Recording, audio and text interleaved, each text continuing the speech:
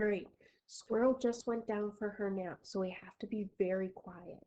I know it's going to be rough to not have Squirrel in the video this time. She had some very, very good and important questions yesterday, but she did a lot this morning with the geometry class. Geometry class was very rough for her.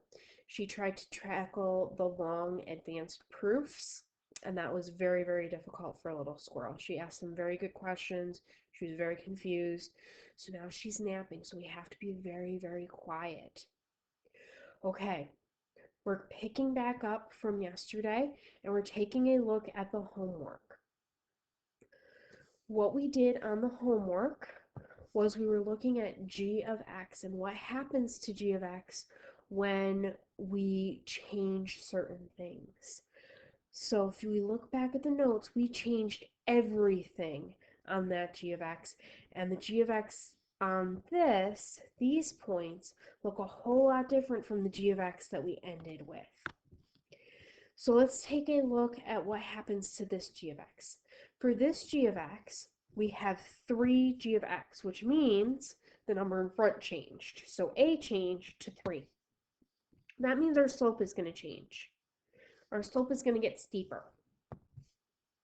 Here we have nothing inside the parentheses. Since there's nothing inside the parentheses, b must stay 0. So we are not going right or left. No right or left. And there's nothing outside the g of x. Oh, that was weird. So c must equal 0, which means there is no up or down.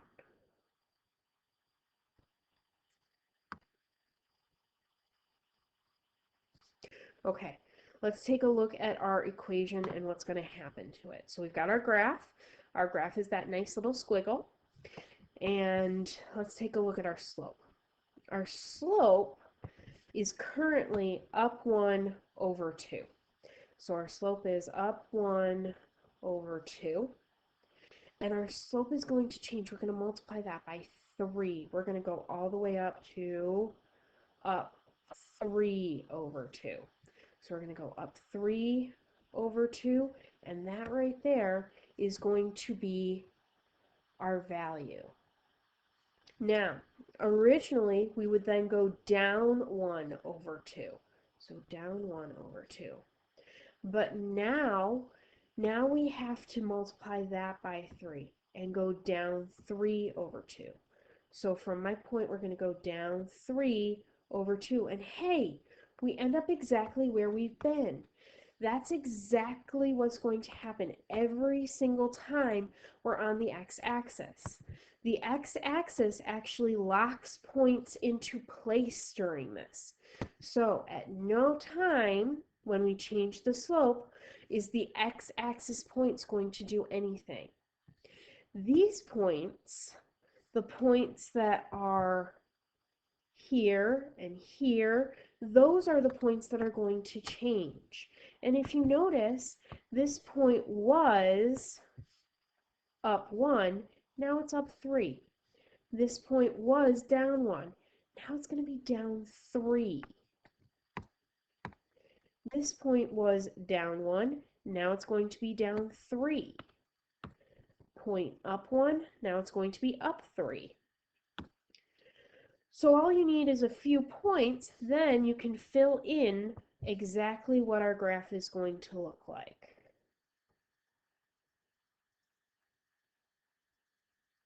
Yeah, I know, I went through that. Remember that there needs to be arrows at the end of your graph. You need to go all the way to the end, and you need to label the graph. Now this is going to be 3g of x. On your calculator, for those of you who have the calculator, you can actually test this and make sure that you've done it correctly. So if we move the A slider to 3, it's going to look like that. And hey, we did it right. Woot! Squirrel is sleeping. And yes, if you notice, the 3 is the only thing that changed. Inside the parentheses and outside the parentheses, nothing else changed. So let's take a look at what's the difference between the two graphs and why did this happen? Well, the difference is 3g of x has a steeper slope.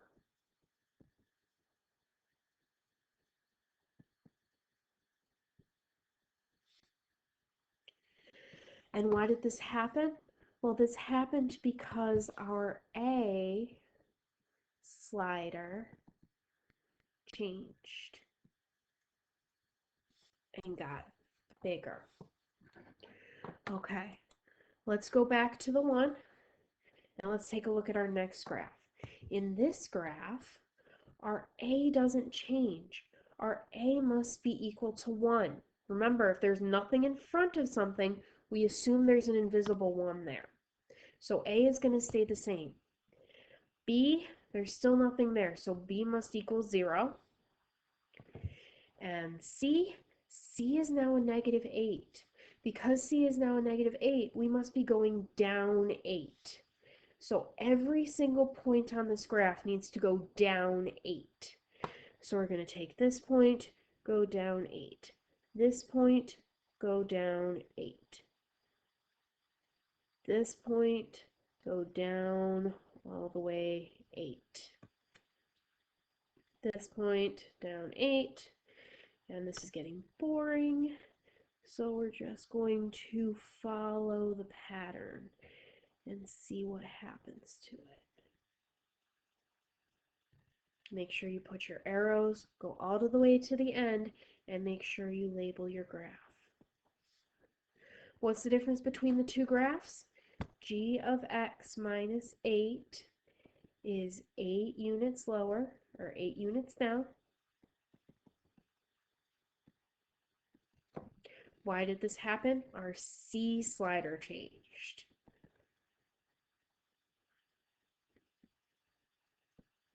Okay, for those of you with the calculator, let's go to check.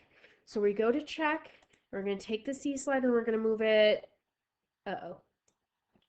and that's the problem, right there. Even those of you who have the calculator and have the program, you can't move it down 8. The C slider ends at a negative 5. It has to go down all the way to 8. Now, we know that we're doing it the right way because we are moving it down. When we go down to negative 5, it has dropped down to negative 5. So when we move it down to negative 8, it should drop down to negative 8. But our mission for today is to actually figure out if we can get some rules so that we never have to use the calculator for these things. Today, we are going to try to not use the calculator. We're going to be given certain graphs, and we're going to have to figure out what to do with those graphs when we can't plug it into the calculator, when it's not exactly what the calculator says and what the calculator does. And then our quiz tomorrow is going to be on that. Now, what's going to happen with our quiz is it's going to be on Edmodo. Instead of our normal video, it's just going to be the quiz on there. And you can take the quiz. I'm going to put the deadline for the quiz to be sometime late on Friday, probably Friday, 11 o'clock at night. And just so that you have a whole bunch of time to take that quiz on Thursday. If you have questions or if you have issues or you need the quiz extended or you didn't have enough time to take the quiz or anything like that, make sure you message me. Okay. Also, if you have any questions on the homework, message me. That should be what we did on the homework. Let's take a look at today's lesson. Today's lesson, this guy looks a whole lot like our g of x. This f of x looks a lot like our g of x. So it should, hopefully, act similar. Let's take a look at the rules that we have learned so far. First rule is about A. So for A, our A slider, if we have a positive A slider, it's going to change the slope. And it's either going to get steeper, it's going to get fatter, or it could even flip it if negative.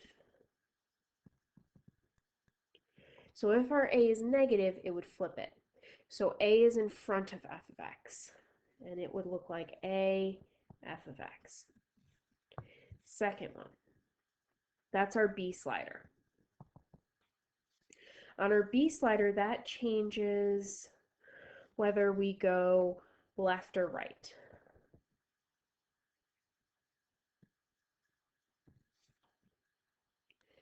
Now, be very careful. Negative b does not go left. That's what Squirrel had issues with last time. Squirrel didn't realize that if we have a negative b, we're actually going to the right.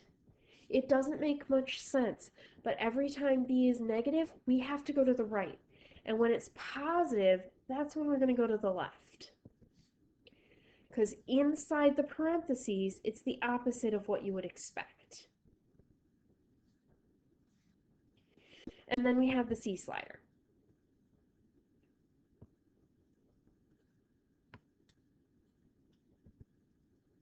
C slider changes up and down. So it's positive C means we're going up, negative C means we go down. And it would look like f of x and then plus a c outside. All right, so those are our three rules. Those are the very important rules that we need to work on for this function notation. We have f of x. It looks like our g of x, but not quite. And then this g of x looks like nothing that we've had. If we take a look at this, now they're just going crazy. What is this? What is this? This is almost like the curve. We're going to talk about J later on because J is my favorite. Right now what we're going to do is we're going to talk about f of x and how f of x is going to work. And the first thing that we need to do before we can do anything else is we are going to take f of x and we are going to take these points and we're going to put them on my new graph. We're just going to copy those down so that they go on the new graph. Get a nice dotted line.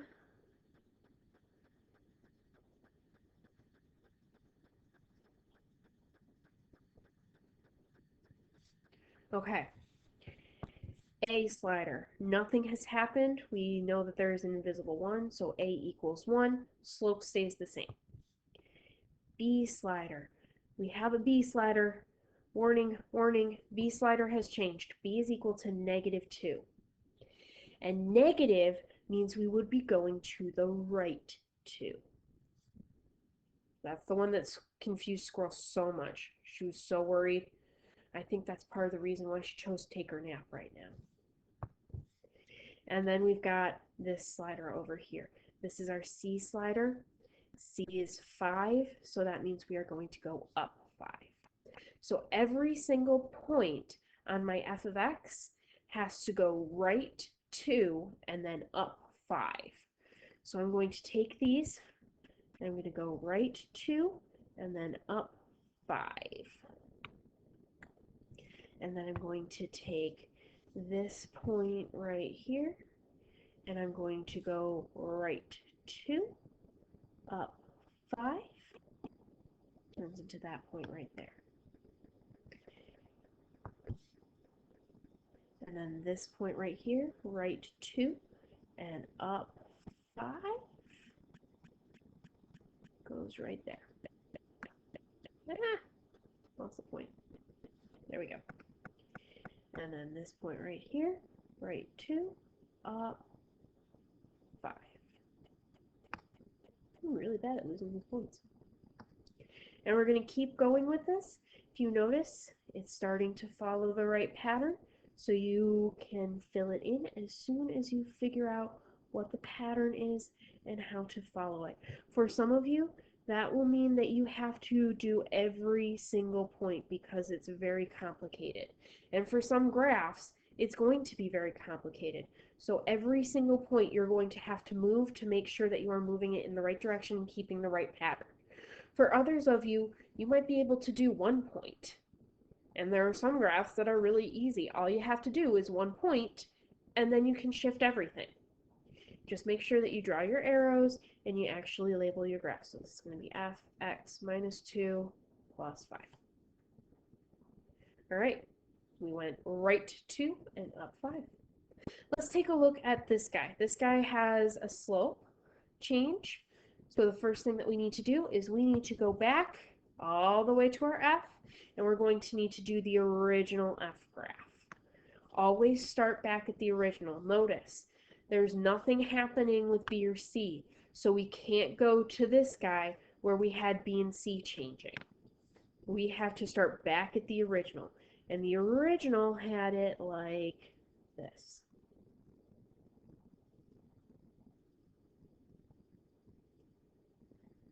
So it looks like this. We've got that cute little wave pattern.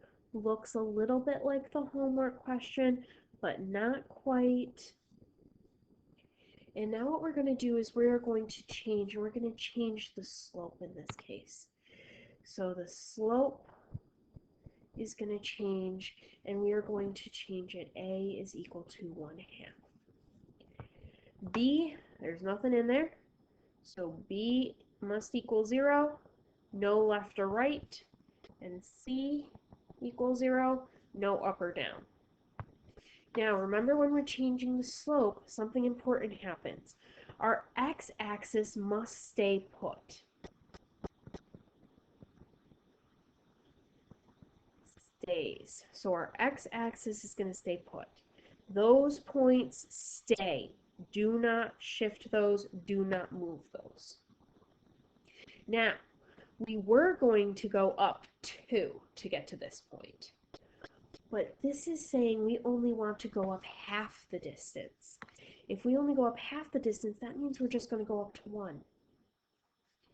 This was going down 2. We want to do half that distance, so we're only going to go down 1. So right now we're going to make a fatter curve, something that's a little bit more spread out, just like that. And that is going to be our 1/2 f of x. Draw your arrows on the end. Look at that, so pretty. So that's what happens if we change A, and this is what happens if we change B and C. If you have questions, be sure to ask me. All right, let's take a look at what I want to do. All right, I want to go down to k of x, because k of x I think is pretty cool. I like k of x a lot. First thing that we need to do is we need to do the original graph. So the original graph starts on each end, goes all the way up so that it's about there, goes down a little bit over 2 in each direction. So we are up at 1, 2, 3, 4, 5, 6, a little above 6. 1, 2, 3, 4, 5, 6, a little above 6. And we go out to each end, and we go over, and that's about enough to get an idea of what the curve is going to look like.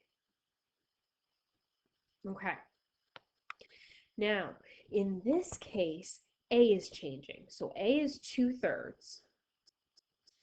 Now 2/3 means we're going to get fatter because that's between 0 and 1. So it's going to get closer to the x-axis. And we've changed C. C is equal to -5. So that means we're going down.